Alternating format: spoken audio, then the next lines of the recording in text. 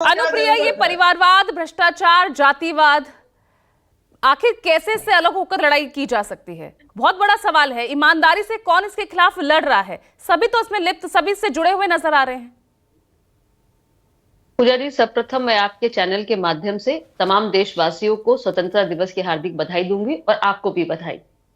पूजा जी, देखिए, आज जिस विषय पर प्रधानमंत्री मोदी जी ने चर्चा की, ये बहुत ही महत्वपूर्ण विषय है, क्योंकि अगर राजनीतिक करने वाले लोग अपने परिवार और परिवार की संपत्ति, अपने परिवार को आर्थिक राजनीतिक रूप से मजबूती देने पर रहेगी, तो देश का बंटाधार हो जाएगा। और कई ऐसे राज्य हैं जहां पे राजनीतिक दल जिन्होंने अपने अपने राज्यों की संपत्ति को, अपने परिवार की संपत्तियों को बढ़ाने का मौका दिया, और मुझे कोट करने की जरूरत नहीं है, उनको सत्ता से बाहर करने का भी काम किया उन राज्यों की जनता ने। और जिन बातों का जिक्र प्रधानमंत्री मोदी जी ने किया, वो हमारी आइडियोलॉजी है कि जनता दल यूनाइटेड एक ऐसा पार्टी है कि जहां पे ना ही परिवारवाद का कोई जगह है, ना ही भ्रष्टाचार का। क्योंकि अगर मैं एग्जाम्पल के रूप में कहूं पूजा जी, तो कब हमने कई बार एनडीए के साथ में अपना संबंध विच्छेद हुआ, हम गठबंधन से बाहर रहे, लेकिन जो ईडी सीबीआई, जो जितने भी विपक्षी दल है जो कहते हैं कि भाई जब भी हम विपक्ष में होते हैं ईडी सीबीआई हमारे दरवाजे पे आते हैं, हमारे दरवाजे पे तो नहीं आया, क्योंकि हमने जनता सेवा कर्तव्य माना।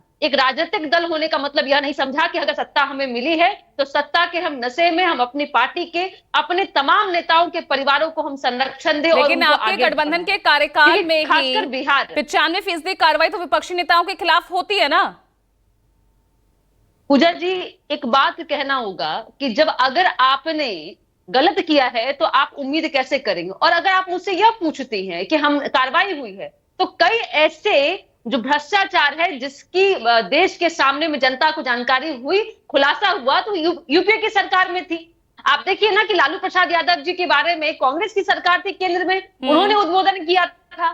तो आप कैसे कहेंगे? अजित पवार, उन्हें तो अभी हाल ही में प्रधानमंत्री ने ही कहा था ना, रैली में बड़े मंच से 70,000 करोड़ के घोटाले के आरोपी, नेचुरली करप्ट पार्टी।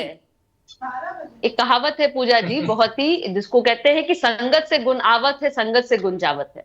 जैसी संगत में आप रहते हैं वैसी आपकी मंशा होती है। केंद्र की सरकार में रहने जो आज हम लोग 78 ईयर्स हम लोग कह रहे हैं, और जिसमें जिस पार्टी की लंबी शासनकाल रही, उसके साथ में सहयोगी दल, चाहे वो समाजवादी पार्टी हो, चाहे वो आरजेडी हो, और आज आप जो अपने आप को कहते हैं कि भ्रष्टाचार से खड़े होकर खड़ी हुई है, आज उनके शीर्ष नेतृत्व के नेता भ्रष्टाचार के आरोप में सलाखों के पीछे हैं। ऐसा भैया कौन सा आपने काम कर दिया दिल्ली की जनता के लिए कि आपको जेल के पीछे होना पड़ा?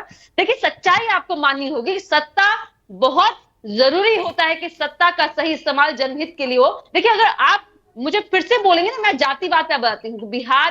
बिहार की सरकार ने अपने अथक प्रयास से जाति आधारित गणना कराई, और गणना कराने के बाद में वैसे जनजातियों का जिसका जो अभी भी बिहार के विकास की मुख्यधारा से अब आप क्रेडिट कैसे लेंगे? आरक्षण का दायरा तो आप बढ़वा नहीं पाए ना, केंद्र से साथ आपको मिला नहीं, 9वीं सूची में शामिल किया नहीं गया, नहीं करवा पाए ना भाई।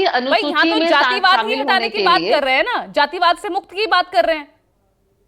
परिवारवाद और जातिवाद में, राजनीति में जाति का होना बहुत ही दुखद है, परिवार का होना बहुत दुखद है।